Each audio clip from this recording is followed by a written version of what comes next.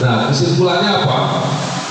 Kesimpulannya adalah pariwisata adalah peluang bisnis yang sangat potensial ya. Pada akhirnya kalau yang lain-lain sudah tidak bisa berkembang, maka pariwisata menjadi tumpuan terakhir untuk bisnis atau perekonomian di suatu negara. Maka dibutuhkan kreasi destinasi wisata, diperlukan sarana prasarana yang memadai, dibutuhkan keahlian pemasaran. Jangan lupa yang dibutuhkan dari pariwisata ini adalah ahli-ahli pemasaran, ahli-ahli komunikasi, ya, ahli-ahli membuat program-program yang bisa ditawarkan, ahli-ahli digital, ya, youtuber bidang pariwisata. Itu peluangnya besar sekali, ya.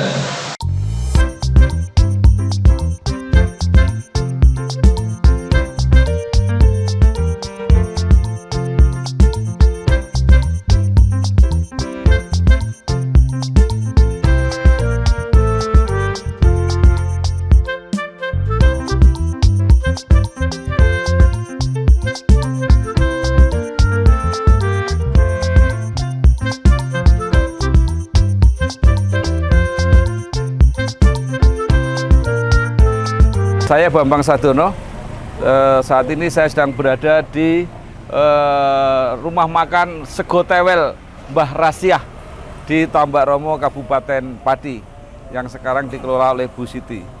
Luar biasa masakannya, tewelnya nangka muda, pedes, seger, dan lauknya macam-macam. Ada burung puyuh, ya Bu, yang khas. Tempe utama, pia-pia. Itu semua khas dan enak, dan harganya murah ya Bu. Sangat terjangkau. Terima kasih. Jangan lupa kalau lewat Tambak Romo mampir di Sego Tewel Bu Mbah Rasiah. Bambang Sadono, Bangsa TV, Inspirasi Jawa Tengah, inspirasi untuk bangsa.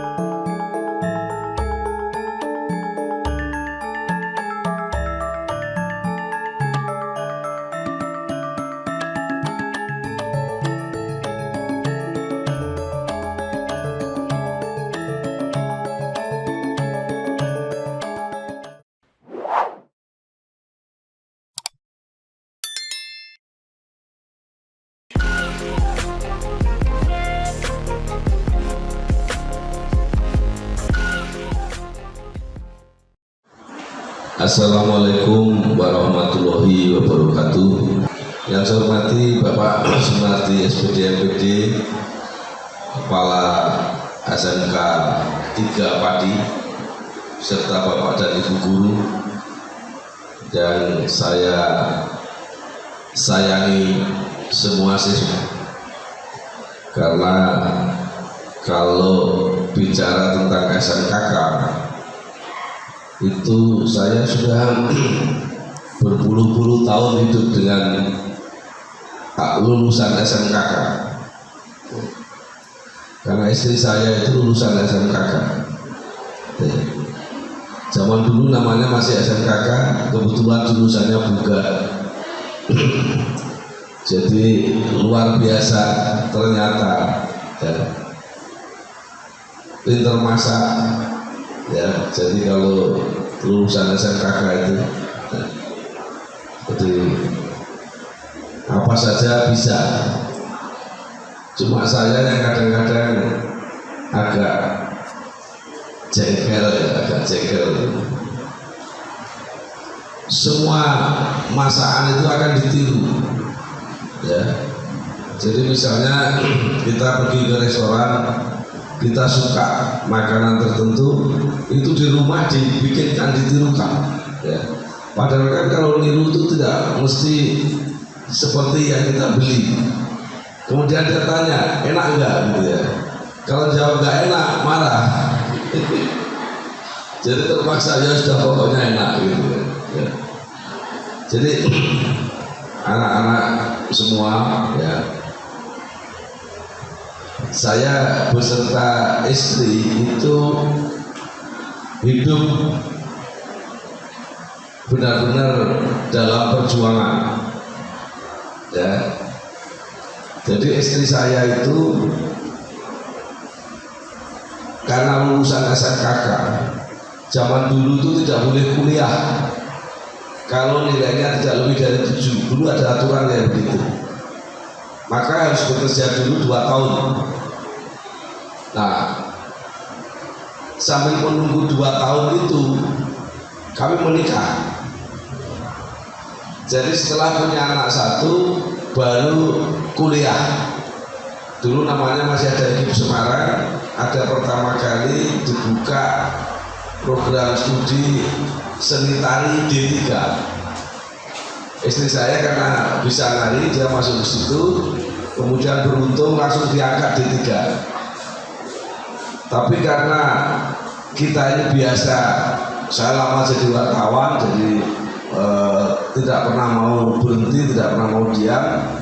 D3 sudah diangkat jadi guru, punya anak 1, sekolah lagi.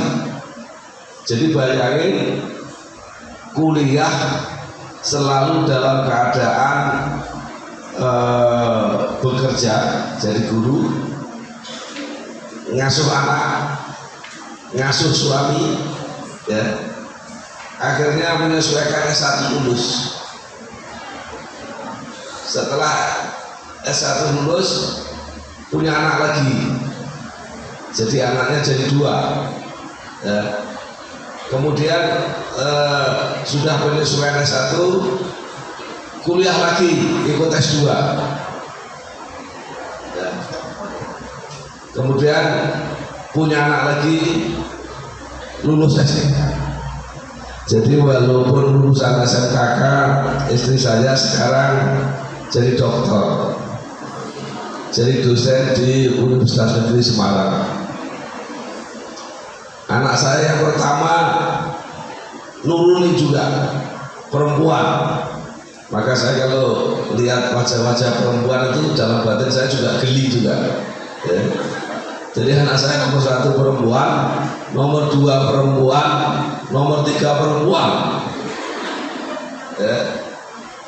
Jadi anak saya nomor 1 kuliah komunikasi sampai S3 juga jadi dokter, sekarang jadi dosen di Undip. Anak saya yang nomor 2 setelah S2, karena saya pernah jadi politisi, dia niru politisi, sekarang jadi anggota DPRD Jawa Tengah ya. Tapi saya tetap mempersyaratkan, kamu boleh jadi apa saja tapi tetap harus sekolah terus. Sekarang daftar S3 tapi belum lulus. Anak saya nomor 3 dokter ya, perempuan juga, sekarang sedang spesialis di Surabaya. Nah, yang keempat laki-laki. Jadi rumah itu laki-laki minor ya. Jadi saya dan anak saya yang bungsu dan melawan 4 orang, ibunya sama anak saya yang 3 perempuan itu. Jadi sekali lagi, pertama yang ingin saya sampaikan adalah ini adalah cerita tentang perjuangan. Nggak ada hidup itu yang nggak berjuang, nggak ada. Jadi kalau sampai tidak mau berjuang, ya sudah akan dapat seperti apa ya. Perjuangan saya pertama adalah saya waktu lulus SMA saya tidak bisa kuliah, maka saya bekerja dulu sampai 3 tahun. Kemudian saya pindah ke Semarang, saya kuliah mulai S1 saya bekerja ya. Saya S1, S2, S3 dalam keadaan bekerja terus, tidak pernah hanya kuliah saja. Nah inilah yang mudah-mudahan menjadi semangat saudara-saudara semua. Jadi nggak ada alasan, kalau dengan saya nggak ada alasan, Pak saya nggak bisa, nggak ada. Tadi kan semuanya SMK bisa, ya. Jadi nggak ada yang nggak bisa, ya. Harus bisa. Ya. Saya aja yang sekolah seperti itu akhirnya bisa. Ya. Nah, saya diberitahu oleh Pak Nardi bahwa ini adalah pariwisata, maka saya membawakan tema khusus pariwisata. Saya ingin bernostalgia. Ya. Saya ini orang ya yang bekerja. Ya, cita-cita saya sederhana. Kenapa saya jadi wartawan? Saya ingin keliling dunia. Gitu. Di samping bekerja cari makan, ngurusin keluarga, cita-cita sampingannya adalah keliling dunia. Dan alhamdulillah saya sudah mengunjungi sekitar 50 negara, ya, di 5 benua. Cucu saya yang pertama itu selalu saya nggak tahu dia membuat catatan atau cuma bertanya. Dia selalu bertanya, ya. Dia kalau memanggil saya papa, karena di semua keluarga ini dia ikut-ikutan, papa sudah sampai negara keberapa, ya. Jadi dia ngitung itu, kemudian dia selalu minta uang apa itu receh kecil-kecil itu yang dari luar negeri, itu dia kesukaannya kayak begitu. Nah, maka saya akan cerita itu. Ya, tadi sebelumnya tadi ya singkat-singkat aja, saya lahir di Blora. Saya pernah kerja di DPU 3 tahun di Tegal. Kemudian kuliah, saya mulai kerja di Suara Merdeka. Saya kemudian jadi anggota DPR RI, jadi wakil ketua DPRD Jawa Tengah, jadi anggota DPD RI mewakili Jawa Tengah. Ya. Jadi sesuatu yang kelihatannya nggak mungkin, ya, tapi itu bisa terjadi. Dan sekarang saya dosen, tapi profesi yang sangat saya sukai adalah menjadi host kanal YouTube. Karena ini kalau anak-anak muda menyebutnya apa sebagai apa? YouTuber, ya, YouTuber. YouTuber itu tidak hanya sekedar apa status, tidak hanya sekedar gengsi, tapi memang benar-benar di balik YouTuber itu ada uangnya, ya.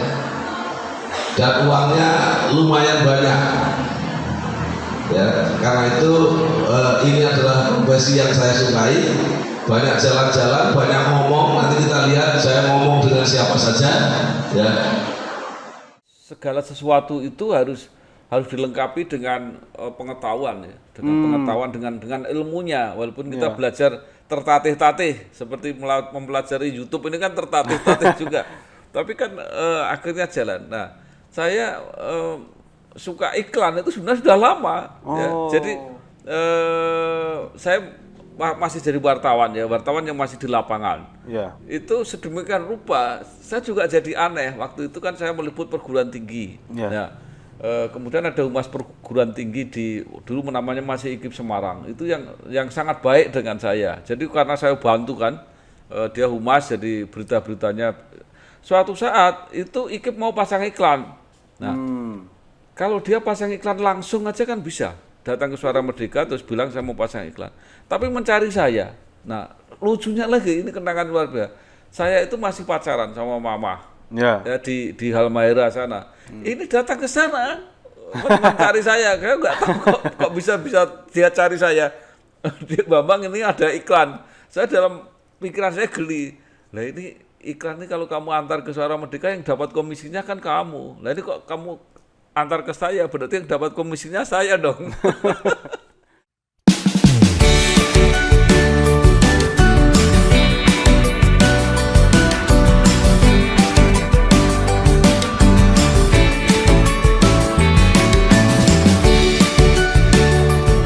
Saya Bambang Sadono. Saat ini saya sedang berada di Soto Kemiri, Pak Rasdi Tarsan di Kota Padi. Ini soto terenak, soto kemiri terenak. Karena di desa Kemiri ya Bu. Di desa Kemiri dan masaknya pakai kemiri. Kita belum ke Pati kalau belum mencoba soto kemiri. Terima kasih, saya Bambang Sadono, inspirasi untuk bangsa, inspirasi Jawa Tengah dan Bangsa TV.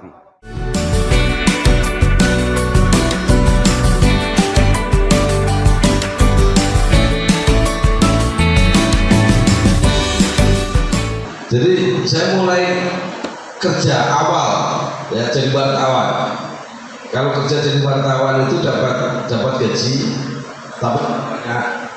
tetapi yang uangnya banyak itu kalau iklan, karena iklan itu dapat komisi. Tinggal ngitung aja. Ya. Kemarin saya ngajari junior saya untuk cari iklan. Iklan itu komisinya antara 20 sampai 30%. Tinggal kita hitung nilainya berapa. Ya. Jadi kalau koran itu satu halaman itu zaman saya kerja dulu. Kalau sekarang koran sudah nggak begitu banyak ya. Itu iklan bisa sampai 80 sampai 100 juta itu satu halaman. Bayangin kalau dapat iklan satu halaman itu komisinya bisa 30 juta. Jadi jauh lebih banyak daripada gaji seorang wartawan sebulan. Nah maka saya sudah belajar itu sejak awal, ya, sejak jadi wartawan awal itu. Jadi sekali lagi saya ingin mengajak saudara-saudara kreatiflah, ya, berpikir sejak awal. Ini mas apa namanya mas? Sampean, kamu, ya, ya, coba. Ya, Yahi, ya, ya. Ini dulu saya ketika SMA itu lebih culun daripada dia.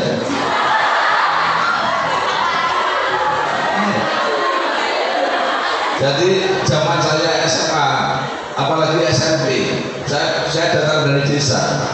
Jadi nggak ada cewek yang mendekat itu nggak ada, ya, nggak diperhitungkan, ya. Maka sini mas, sini, ayo sini kamu, ayo.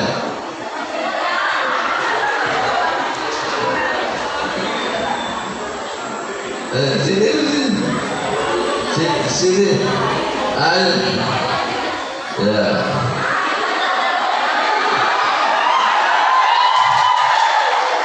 Kamu kalau naksir cewek kemudian ditolak, apa sih kamu?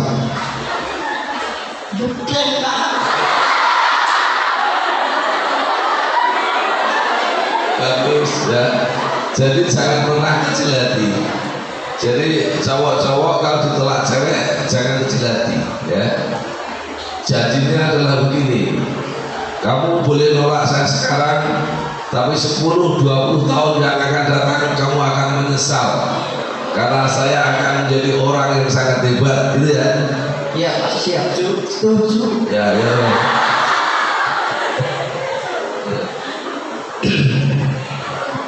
Terus latihan. Nah, saya cerita bahwa saya hampir sekitar 50 negara sudah saya datangi, ya. Pertama saya mendapat tugas ke Jepang kira-kira 40 hari, ya. Jadi Jepang itu luar biasa, ya. Orangnya disiplin sekali, ya. Transportasinya gampang banget, ya. Yang namanya kereta itu kemanapun kita bisa, ya. Gampang sekali. Ya, ada rute-rutenya, jadi pokoknya kita di sana nggak akan bingung lah kira-kira gitu. Selama 40 hari saya keliling kemana-mana. Nah kemudian saya hampir pergi ke semua negara itu tidak pernah membayar sendiri. Ya. bahkan untung biasanya. Saya pergi pertama 40 hari dari Jepang, itu uang yennya itu bisa dipakai untuk nyicil rumah gitu. Ya. Kemudian saya pernah ke Amerika tahun 95, saya sekolah di Lemanas ya, karena saya ketua PWI Jawa Tengah, saya diikutkan Lemanas, kegiatan kunjungannya ke Amerika. Nah, itulah saya pertama kali di Amerika. Nah, sekarang lihat apa yang terjadi ya. Dulu Cina itu nggak dihitung di Amerika ya. Jadi kalau ke Amerika kita mesti piknik di bawah itu, nanti ada gambarnya itu ya, ada patung Liberty. Kalau nonton TV lihat ya, patung Liberty di Amerika itu ya, di situ itu ada atraksi anak negro, itu atraksi ya apa itu yang jungkir balik dan sebagainya itu. Nah, akrobat. Setelah itu dia minta uang. Nah, dia mengatakan apa coba? Ya, all $1. Jadi pokoknya sing nonton $1. Japanese $2. Ya. Karena waktu itu tulis-tulis Jepang itu tulisnya kaya. Tapi apa yang dikatakan Chinese free. Jadi orang Amerika itu menghina banget kalau terhadap Cina pada waktu itu tahun 95. Jadi kalau Cina itu bebas, kamu nggak usah bayar. Nah, tetapi apa yang terjadi sekarang? Kalau kita pergi ke Eropa, itu turisnya itu lebih dari separuh adalah Cina. Jadi luar biasa. Turis-turis Cina itu berarti dia sudah cukup kaya sehingga bisa. Jangan lupa ya, namanya pariwisata itu mendatangkan orang kaya. Jadi kalau orang uangnya tidak berlebih, itu tidak bisa jadi turis. Nah, kalau banyak orang Cina, itu berarti orang Cina sudah mulai kaya sekarang ya. Nah, sebenarnya apa yang dijual oleh Eropa? Jadi yang dijual oleh Eropa itu adalah bangunan-bangunan kuno ya. Jadi apa?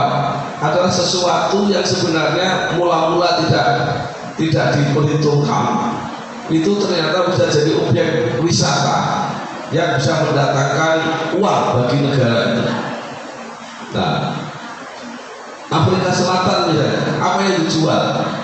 Afrika Selatan itu karena banyak binatang-binatang liar itu, maka dia menjual itu ya. Jadi orang wisata safari itu banyak sekali di Afrika Selatan. Nah, kalau Australia itu karena negara baru, benua baru ya, dia menciptakan kalau ada gedung yang seperti keong. Ada sering lihat kalau siaran Australia itu adalah gambarnya itu. Nah, itulah kreativitasnya mereka untuk membuat sesuatu yang menjadikan orang datang ya. Jadi yang menarik misalnya ketika negara berlomba-lomba, dulu yang dianggap paling monumental adalah Menara Eiffel. Di mana Menara Eiffel? Prancis. Sekarang yang paling tinggi di mana? Jadi Pak, kamu. Ya. Ini caranya terkenal kayak begini. Namanya siapa? Nama saya Zahra. Nah, sekarang yang menara yang paling tinggi di dunia di mana?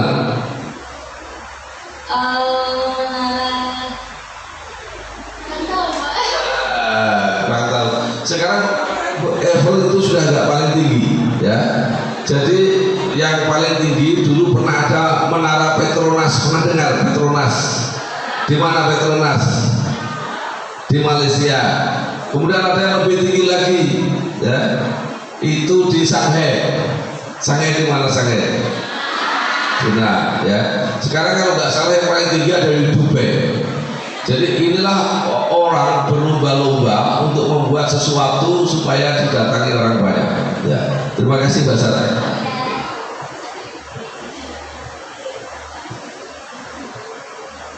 Nah, jadi kalau kita ingin mengelola pariwisata, itu pertama tawarkan yang sudah ada. Saya ingin memberitahu adik-adik semua, ya. Jadi jangan pernah bayangkan bahwa Eropa itu adalah tanah yang tandus, ya,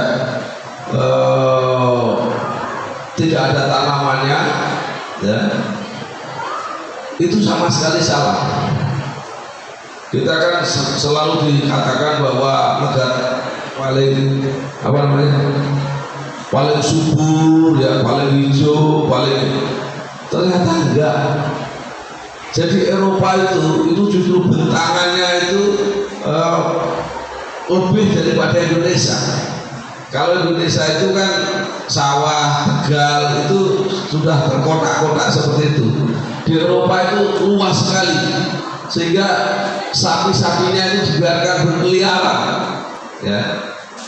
Juga bayangan Anda tentang Amerika, jangan membayangkan bahwa Amerika itu negara industri, negara modern, isinya cuma gedung-gedung pabrik, enggak, ya.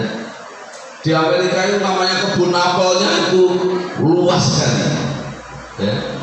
Jadi itulah yang mereka jual, ya. Orang nonton seperti itu, ya.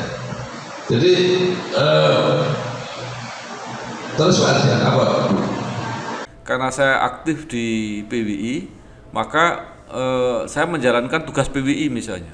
Jadi misalnya saya pernah, ini yang mau kita ceritakan itu, saya pernah training di Jepang misalnya. Saya pernah ditugasi seminar oleh PWI itu di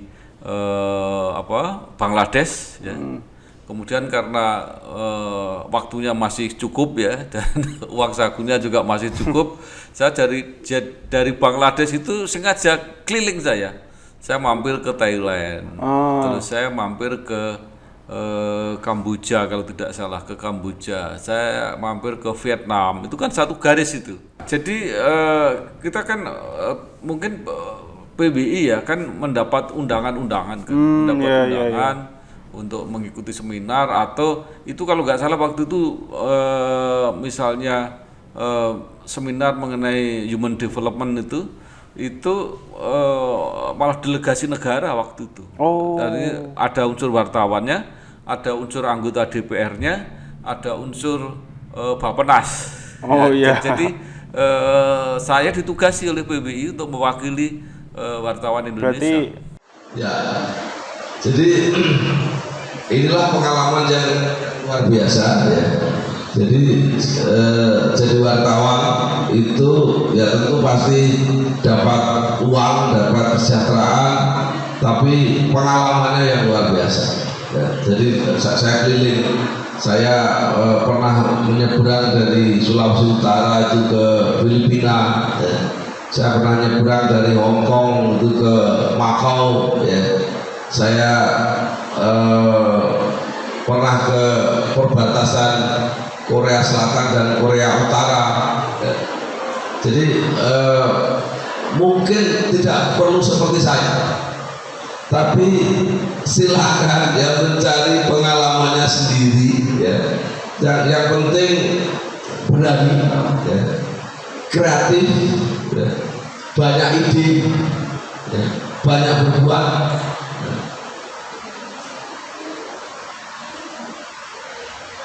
Setuju?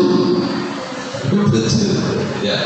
Terus Pak, ada kunjungan ke luar negeri, ya, jadi untuk sebagai perbandingan politik luar negeri, ya. Nah, saya sangat beruntung waktu itu karena saya berkunjung ke Amerika. Nah, bahkan beserta Gubernur Lemhanas, ya. Pada waktu itu Pak Muthoyib itu memimpin langsung ke Amerika. Nah, saya ikut rombongan itu. Jadi bagi orang sipil, saya pengalaman yang sangat berharga adalah mengunjungi markas besar militer di Amerika, ya. Jadi kemudian juga melihat pangkalan angkatan laut di Hawaii, ya. Jadi pengalaman itu memang luar biasa pada waktu itu. Nah, yang menarik ibu bapak sekalian, bapak ibu, ketika ada kapal selam kita yang tenggelam, ingat ya beberapa waktu yang lalu, itu ributnya luar biasa kan kita. Ya. Kapal selam kita itu mungkin tidak lebih dari 10 lah kira-kira. Nah, apa yang terjadi? Kapal selamnya Amerika di Hawaii. Ya. Hawaii itu armada ke-7 dari Amerika. Nah, waktu itu yang saya ikuti itu yang memimpin adalah Jenderal Bintang 3. Ya. Jadi kalau ada inspeksi, kemudian kapal inspeksinya itu ada gambarnya bintang 3, itu berarti komandan kapal yang pangkatnya di bawah itu harus muncul semua di permukaan. Jadi ketika ini keliling itu kapal-kapal selam itu muncul semua di permukaan. Wah, itu luar biasa, banyaknya luar biasa. Jadi Amerika itu kapal selamnya banyak sekali, ya. Mungkin ada di sebelah selatan kita juga tidak tahu, ya. Jadi saya beruntung dapat kesempatan seperti itu. Terus ada ya, ini saya pernah dikirim karena wartawan, tapi pernah dikirim karena pemuda, ya.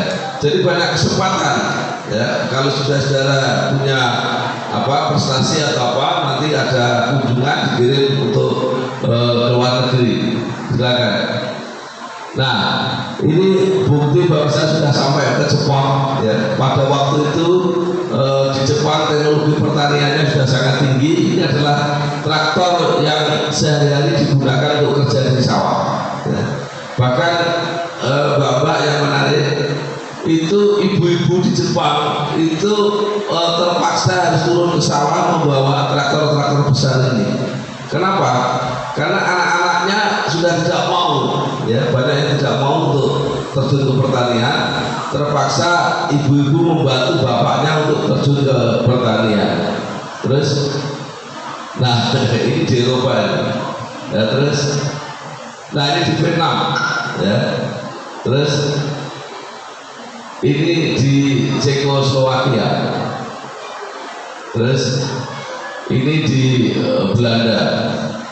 Terus, nah sekarang tadi gimana caranya kita mempunyai, ini yang jurusan perhotelan siapa? Banyak ya jurusan perhotelan, ya. Jadi hotel ini adalah sarana penunjang, ya. Jadi harus ada orang itu datang, itu tujuannya apa? Baru kemudian membutuhkan sarana hotel.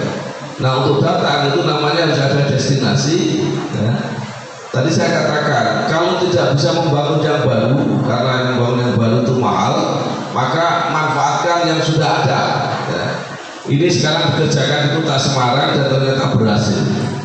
Nah, jadi menjual kota lama, ya. Apa yang diperlukan? Yang diperlukan adalah kemampuan, ya, untuk menyajikan sesuatu yang menarik, ya. Tentu pemerintah dan masyarakat harus bekerja sama, ya. Saya pernah di Peru, ya, negara Peru itu ada tempat wisata yang di puncak gunung. Cara mencapainya sulit sekali, tapi itu adalah sisa-sisa kerajaan kuno yang orang mau datang dan membayar mahal, ya. Saya tidak tahu nanti di Pati ada nggak yang bisa seperti itu. Coba Ardian. Saya kira ada contoh-contoh arsitektural yang bagus. Kemudian di depan Gereja Belenduk itu ada kantor Jiwasraya. Itu kantor Jiwasraya itu juga menggunakan double dinding, ya, dinding luar dan dinding dalam. Artinya orang yang ada di dinding di dalam ruangan yang terdalam itu tidak terpapar pengaruh sinar pengaruh cahaya matahari dan panas matahari itu. Jadi banyak hal yang menurut saya perlu diinformasikan dan ini tidak cukup banyak diketahui termasuk oleh kalangan arsitek juga loh. Tidak semua tahu tentang hal itu. Itu kan sayang ya. Nah, ini menurut saya perlu diinformasikan ke publik dan itu menjadi daya tarik tambahan ketika orang berkunjung ke bangunan-bangunan itu. Sekarang kan Kota Lama itu menjadi bagian dari Kota Semarang Lama. Jadi tidak berdiri sendiri sebagai kawasan tapi menjadi bagian dari Kota Semarang Lama. Jadi ada Pecinan, kemudian ada Kauman, ada Kampung Melayu. Nah, ini kalau itu bisa dihidupkan semua, menurut saya, waduh, hebat ya Semarangnya punya jaringan wisata yang demikian tersambung gitu ya.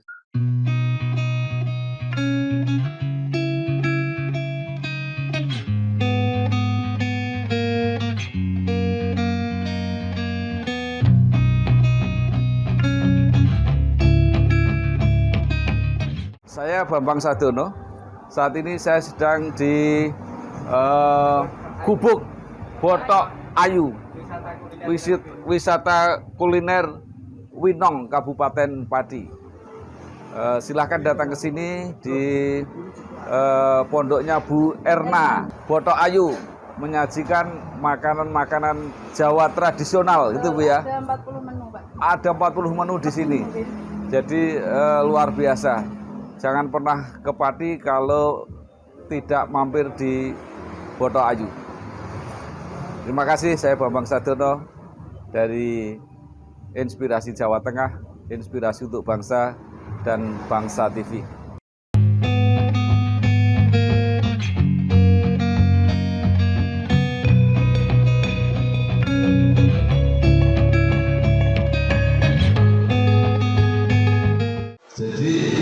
Ini Semarang dulu ketika belum diurus seperti ini itu juga seperti terbengkelai ya. Jadi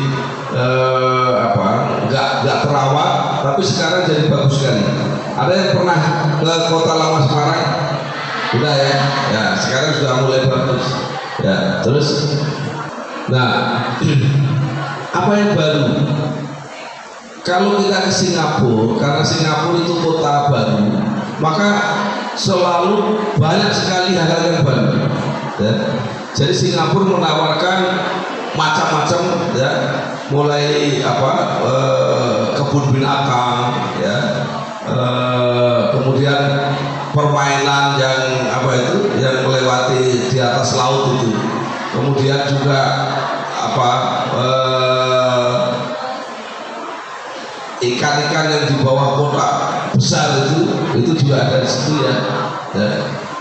Bahkan sampai Singapura itu membangun kasino ya. Jadi kalau ke Singapura orang bisa lihat kasino ya. Di Malaysia itu juga ada kasino ya. Tapi tempatnya jauh sekali ya, hampir dekat dengan Thailand sana. Nah, ada pengalaman yang menarik di Korea. Korea itu menjual ginseng. Ya. Ginseng itu sebenarnya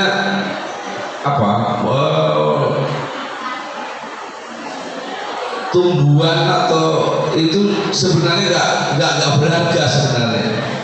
Tapi orang Korea berusaha meyakinkan bahwa ini hebat. Ya.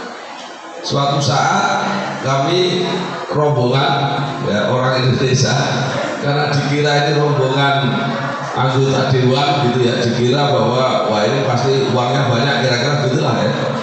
Oh, kemudian didatangi, diantar, wah luar biasa, disambut luar biasa di situ.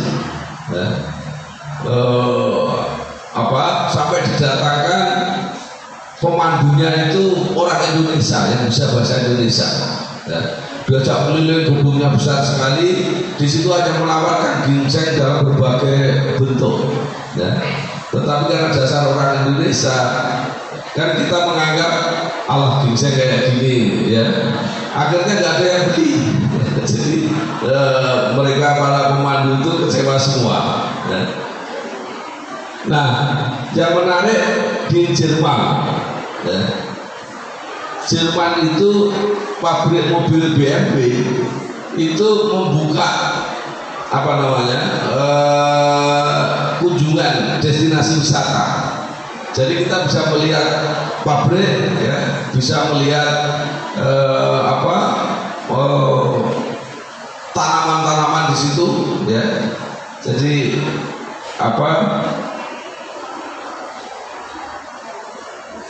ternyata dia tidak hanya jualan mobil, tapi jualan sepatu, jualan jaket, macam-macam di situ dengan merek BMW.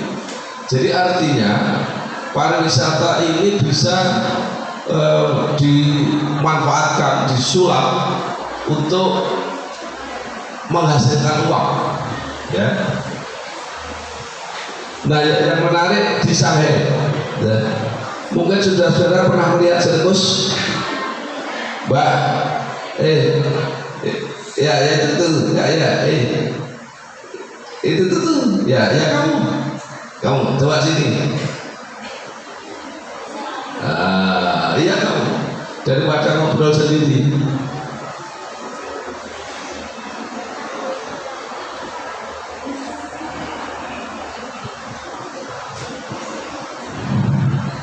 Sudah pernah lihat sirkus?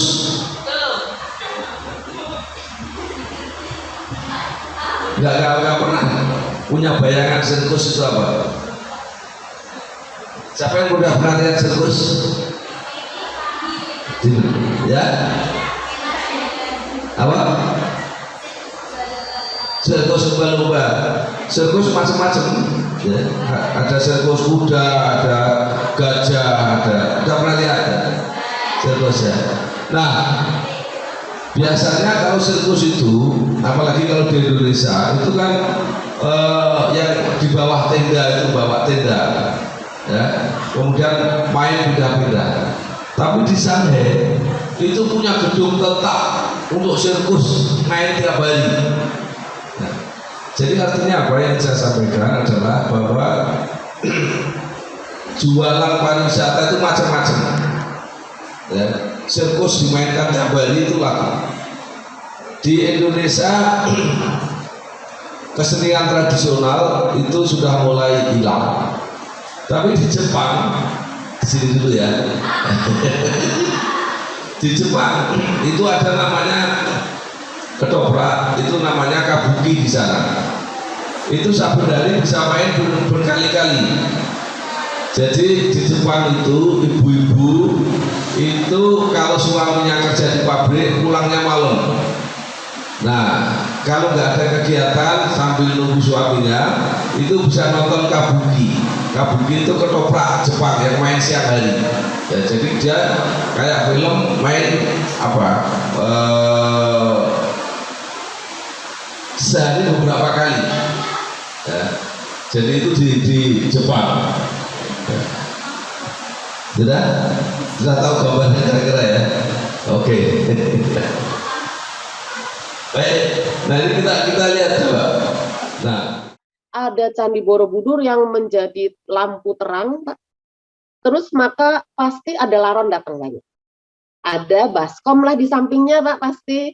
Nah, ini kita sekarang bikin lampu baru, Borobudur Highland, supaya nanti ada laron baru datang ke sana, dan baskom di sampingnya terbentuk lagi. Borobudur Highland ini cuma 1 jam, Pak, dari Candi Borobudur. Maka kita harus bisa mengkoneksitaskan di situ ada apa, nah harus kita bikin, Pak. Itulah yang akan kita bikin. Kita bikin ada resort, jadi terus nanti ada tempat untuk kreatif economic zone, itu adalah untuk UMKM, Pak. Terus ada glamping, ada atraksi-atraksi yang menarik, Pak. Kita sudah menyelenggarakan konser ADMS di situ loh, Pak. Ya, ADMS sudah konser di dalam kawasan kita dan cukup banyak pengunjungnya yang cukup bikin macet jalan, sudah berapa ratus orang, dan itu sesuatu banget, Pak. Ya, ini yang saya sampaikan adalah ini ibu-ibu yang memimpin Badan Otoritas Borobudur yang ditugasi untuk mengembangkan Borobudur. Jadi walaupun ada Borobudur yang sudah ada, berusaha mengembangkan destinasi baru di sebelahnya dengan memanfaatkan daya tarik yang sudah ada di situ. Nah, kalau kita melihat Bali misalnya, Kenapa Bali itu bisa terkenal sekali?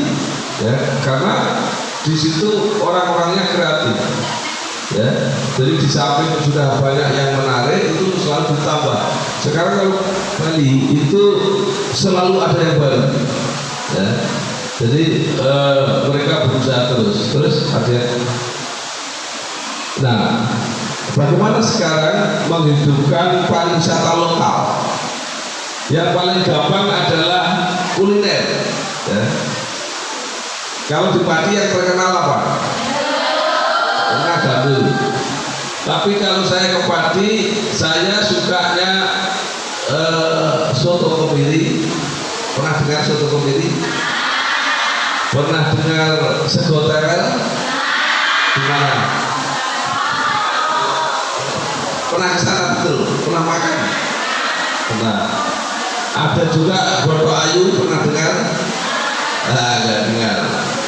Berarti sego tewel lebih terkenal ya di sini ya. Ya. Kesenian itu sebenarnya menarik ya. Pati ini pusatnya ketoprak ya, yang saya mengatakan kalau ketoprak itu suatu negara dan punya ibu kota Republik Ketoprak itu ada di Pati ya. Kemudian ada legenda ya, ada sejarah, ada bangunan kuno ya, banyak pabrik gula di sini sebenarnya bisa ditawarkan. Terus ada tegesipun para generasi muda sudah mulai untuk ikut mendekat, menikmati, mudah-mudahan ikut mengembangkan kesenian tradisional yang luar biasa. Boten saben kota, tidak di setiap kota mempunyai aset kesenian dan kebudayaan yang sebesar Ngesti Pandowo.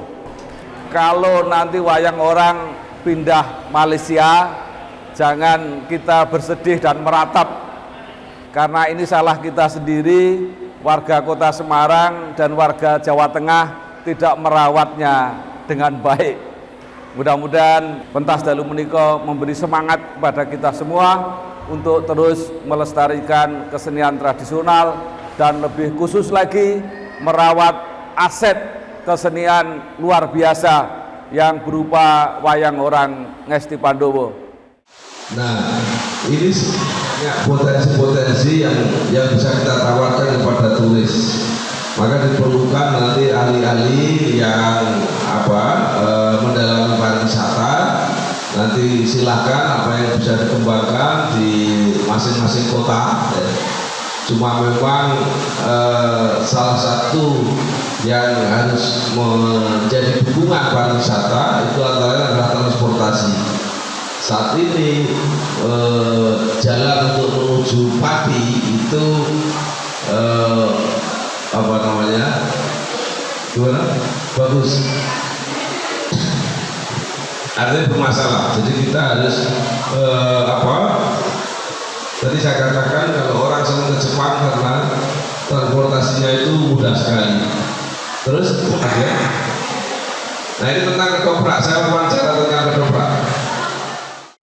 Ketoprak Pati adalah seni pertunjukan Jawa tradisional itu, yang merojol Selaning Garu itu. Di tengah arus deras modernitas, di tengah kecenderungan terjadinya peminggiran terhadap seni-seni tradisional, justru ketoprak menampakkan eksistensinya. Dulu ketika lebih dari 15 tahun yang lalu mungkin, saya menulis tesis ketoprak Pati tak mati-mati itu.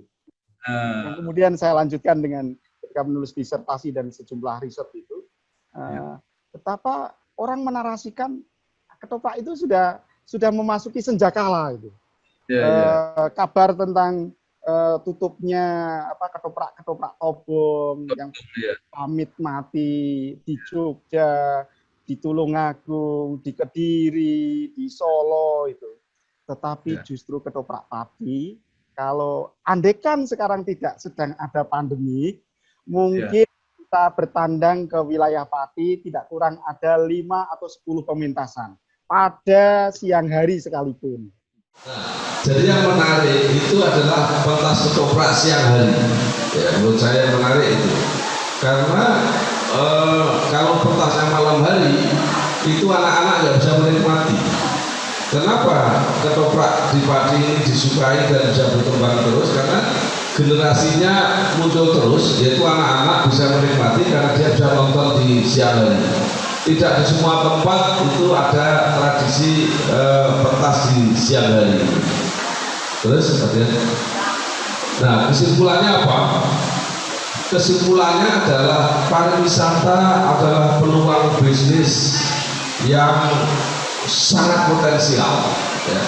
Pada akhirnya kalau yang lain-lain sudah tidak bisa berkembang, maka pariwisata menjadi tumpuan terakhir untuk bisnis atau perekonomian di suatu negara.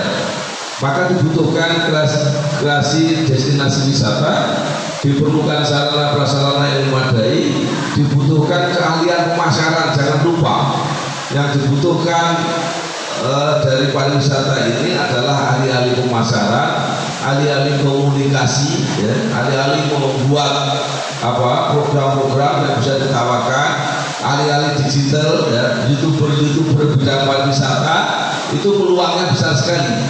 Ya. Kemudian tentu diharapkan juga dukungan pemerintah, masyarakat, lingkungan dan sebagainya. Mudah-mudahan ini bisa membangkitkan semangat saudara untuk berjuang dan jadi berjuang.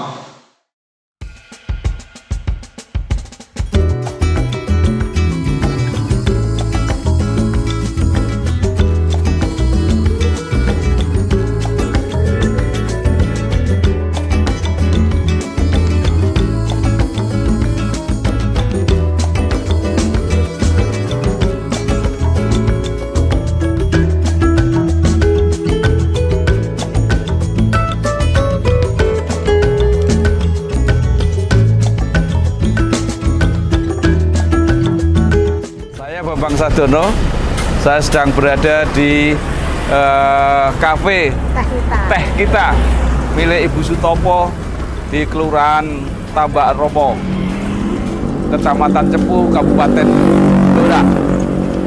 Lengkap di sini, minuman, makanan semua enak. Jangan lupa kalau ke Cepu mampir ke kafe Teh Kita. Terima kasih. Saya Bambang Sadono, Bangsa TV, inspirasi Jawa Tengah dan inspirasi untuk bangsa.